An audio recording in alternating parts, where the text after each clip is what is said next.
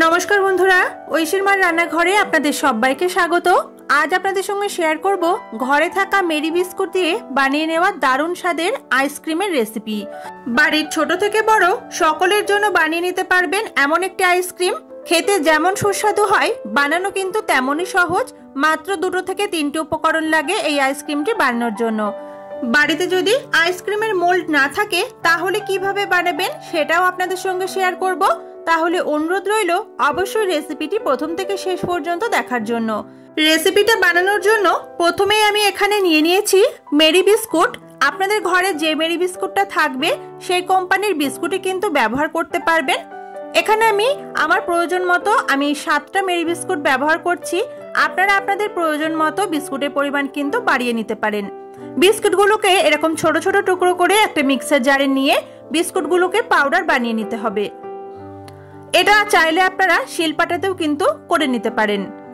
মিহি পাউডার বানিয়ে নিয়েছি। এবার একটা পাত্রের মধ্যে 1/2 লিটার পরিমাণে দুধ নিয়ে নিচ্ছি। দুধের পরিমাণটাও আপনারা বিস্কুটের পরিমাণ অনুযায়ী কিন্তু বাড়িয়ে বা কমিয়ে নিতে পারেন। দুধটাকে মিডিয়াম ফ্লেমে রেখে জাল হতে দেব। দুধটা আমি এইভাবে ক্রমাগত নাড়াচাড়া করতে থাকবো যাতে উপর থেকে সর পড়ে না যায় আর দুধটা পাতলা হয়ে না যায়। দুধটা যখন হালকা একটু গরম হয়ে যাবে এর মধ্যে আমি এলাচের গুঁড়ো দিয়ে দিচ্ছি। এখানে 4টে ছোট এলাচের দানা বার করে আমি গুঁড়ো করে নিয়েছি। আপনাদের ঘরে যদি এলাচের গুঁড়ো কেনা থাকে সেটাও ব্যবহার করতে পারেন। ভালো করে নাড়াচাড়া করে মিশিয়ে দিচ্ছি দুধের সাথে। এলাচ গুঁড়োটা দিলে আইসক্রিমের গন্ধটা খুব ভালো হয়। এছাড়া যদি আপনারা না দিতে চান তাহলে স্কিপ করতে পারেন। এরপর দুধটা একটু ফুটে গেলে বিস্কুটের গুঁড়োটাকে দুধের মধ্যে দিয়ে দিচ্ছি। বিস্কুটের গুঁড়োটা দেওয়ার সাথে সাথে দুধের সাথে ভালো করে মিশিয়ে দিতে হবে নাড়াচাড়া করে, না হলে কিন্তু দলা পাকিয়ে যাওয়ার সম্ভাবনা থাকে। এখানে দুধের মধ্যে বিস্কুটের গুঁড়োটা ভালো করে মিশিয়ে নেওয়ার জন্য আপনারা তারের হুইস্পারও ব্যবহার করতে পারেন। এতে কিন্তু কাজটা আরো সুবিধা হয়। তো দুধের সাথে ভালো করে বিস্কুটের গুঁড়োটা মিশে গেলে দেখবেন দুধটা কিন্তু একটু পরিমাণে ঘন হতে শুরু করবে। আর গ্যাসের ফ্লেমটা এই সময় রেখে দেবো মিডিয়ামে। দুধটাকে ফুটিয়ে একটু ঘন করে নিতে হবে, তবে খুব বেশি গাঢ় করার দরকার নেই, কারণ এই মিশ্রণটা কিন্তু পরে আরো কিছুটা ঘন হয়ে যাবে। এই দুধটাকে এবার আমি পাশের বার্নারটা দিয়ে দিচ্ছি। লো ফ্লেমে এটা ফুটতে থাকুক কিছুক্ষণ। আর এদিকে আমি আরেকটা উপকরণ রেডি করে নেব। একটা ফ্রাইং প্যানের মধ্যে 100 গ্রামের একটু সামান্য বেশি 120 গ্রাম মতো চিনি আমি নিয়ে নিলাম। এখানে 7টা বিস্কুট আর 1/2 লিটার দুধের জন্য আমি এইটুকুই মিষ্টি ব্যবহার করেছি। আপনারা নিজেদের স্বাদ মতো বাড়িয়ে বা কমিয়েও মিষ্টিটা নিতে পারেন। চিনিটাকে ফ্রাইং প্যানের চারপাশে ছড়িয়ে দেবেন আর নাড়াচাড়া করবেন না। গ্যাসের ফ্লেমটা কিন্তু রাখতে হবে মিডিয়ামে। এখানে আমি চিনিটাকে ক্যারামেল তৈরি করছি।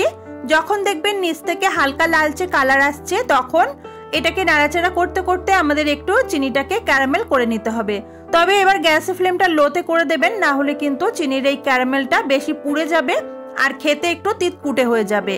দেখুন সম্পূর্ণ চিনিটা গলে গিয়ে কালারটা খুব সুন্দর হয়ে এসেছে। এবার এটাকে আমি নামিয়ে নেব। এর থেকে বেশি আর আমি জাল করব না। এবার আমি এই চিনির ক্যারামেলটাকে দুধের মধ্যে মিশিয়ে দিচ্ছি। তবে দুধের মধ্যে যখন চিনির ক্যারামেলটা মেশাবেন গ্যাসের ফ্লেমটা কিন্তু লোতে রাখবেন। দুধটা যদি খুব বেশি হাই ফ্লেমে ফুটতে থাকে, দুধের টেম্পারেচারটা খুব বেশি হয়, তাহলে ক্যারামেলটা মেশানোর সাথে সাথে কিন্তু দুধটা ছানা কেটে যাওয়ার একটা সম্ভাবনা থাকে। ক্যারামেলটা দুধের মধ্যে দেওয়ার সাথে সাথে দেখবেন একটু জমাট বেঁধে যাবে।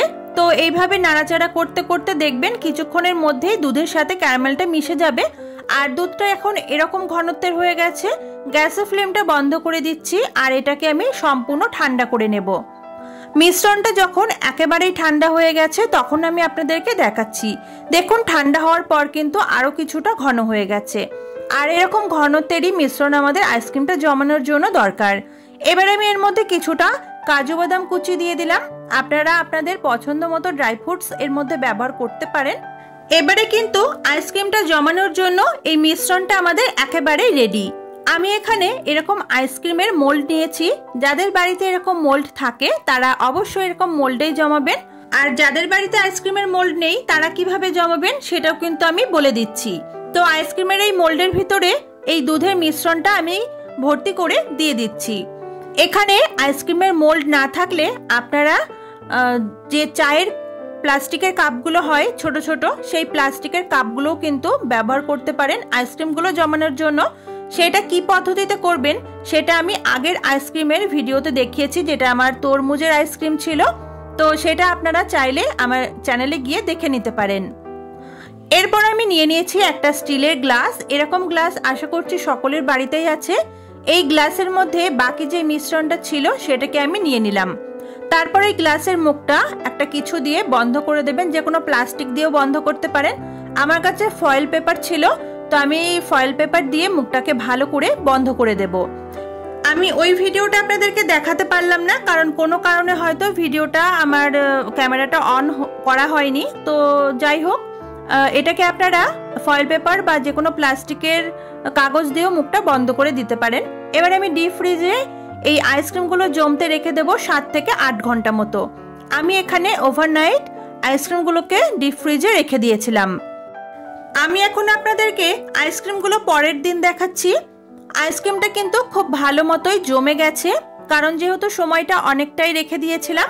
দেখুন আইসক্রিমগুলো বেশ সুন্দরভাবে কিন্তু জমে গেছে। এবার আইসক্রিমগুলোকে ডিমোল্ড করার পালা। তো কিভাবে বার করবেন দেখে নিন। প্রথমে গ্লাসের চারপাশে হাত দিয়ে এইভাবে একটু রোল রোল করবেন, তাতে হাতের যে উষ্ণতা তাতে কিন্তু আইসক্রিমের এই চারপাশ থেকে দেখবেন একটু ফাঁকা হতে শুরু করবে। আর তারপর যে কোনো একটা ছুরি বা চামচের পিছনটা দিয়ে একটু টান দিলেই দেখবেন খুব সহজে কিন্তু বেরিয়ে আসবে। এবার আইসক্রিমগুলোকে আপনারা নিজেদের পছন্দ মতো করে কেটে পরিবেশন করুন। আর রেসিপিটি কিন্তু কেমন লাগলো আমাকে অবশ্যই কমেন্ট করে জানাবেন। এটাকে আমি যেহেতু একটু ভিডিওটা শ্যুট করতে দেরি হচ্ছিল, তাই আইসক্রিমটা গলতে শুরু করেছিল। আপনারা এটা বার করে সাথে সাথে খেয়ে নেবেন, তাহলে দেখবেন এতটা কিন্তু গলে আসবে না। এবার এই আইসক্রিমগুলোকে আমি একটু বরফের ওপর রেখে দিচ্ছি, যাতে একটু দেরি হয় গলতে। যেহেতু ভিডিও শ্যুট করতে হয়, তাই আইসক্রিমের ভিডিওগুলো শ্যুট করার সময় কিন্তু একটু অসুবিধাই হয়। এবার আমি যে আইসক্রিমের মোল্ডে জমিয়েছিলাম সেটা দেখাচ্ছি। আইসক্রিমের মোল্ড থেকে এইভাবে সরাসরি টান দিলেই কিন্তু বেরিয়ে আসবে, তবে ফ্রিজ থেকে বার করেই এটা বার করতে যাবেন না, তাহলে কিন্তু আইসক্রিম থেকে কাঠিগুলো বেরিয়ে আসবে, আইসক্রিমটা বের হবে না। একটুখানি রেখে দিয়েছিলাম যেহেতু, তাই এটা খুব সহজেই বেরিয়ে আসলো। তাহলে বন্ধুরা, আজকের এই খুব সহজে বানিয়ে নেওয়া আইসক্রিমের রেসিপিটি আপনারাও বাড়িতে ট্রাই করুন। আর রেসিপিটি কেমন লাগলো অবশ্যই কিন্তু কমেন্ট করে জানিয়ে যেতে ভুলবেন না। রেসিপিটি যদি ভালো লাগে তাহলে অবশ্যই আমার চ্যানেলটিকে সাবস্ক্রাইব করে নেওয়ার অনুরোধ রইল। দেখা হচ্ছে আপনাদের সঙ্গে পরের দিন নতুন কোনো রেসিপিতে। সবাই খুব ভালো থাকবেন, সুস্থ থাকবেন। টাটা।